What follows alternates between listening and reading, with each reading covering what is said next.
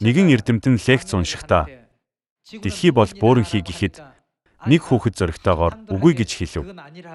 Тэрээр дэлхий бөөрөнхий биш гэв. Ууланд очвол гууж алга, хавцалж байдаг. Танай байшингаас ч өндөр уулс байдаг. Тэгэхээр яаж дэлхий бөөрөнхий байх юм? Араа шиг ларцгар инхэл донхолтой биш үү гэж лекцийн үеэр шуугиан тарьжээ. Тэр хүүхдийн бодлоор дэлхий бөөрөнхий юм бол бүх гадаргуу нь бөмбөг шиг гүлгэр байх ёстой атал дэлхий огт гүлгэр биш байж лтээ. Хүүхдийн үгийг сонсвол тэдгээр нь нилээд логиктой, үндэслэлтэй. Үнний хувьтай.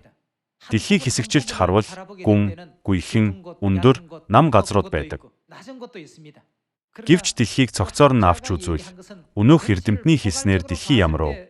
Бөөрөнхий хэлбэртэй. Бурхан бидэнд Библийн 66 номонд бичигдсэн сүнслэг асуудлуудтай холбоотой үгсийг өгдөгч бидний хувьд ямар санагддаг вэ? Заримдаа тийм биш юм шиг санагдах үе байдаг. Бурхан яагаад өөрийн хүмүүсийг хавчигдахад хүргэдэг юм? Би Бурханд чин сэтгэлээсээ итгэдэгч яагаад намайг хавчин вэ? Бурхан надад их ерөөл өгөх ёстой биш үү гэдэл.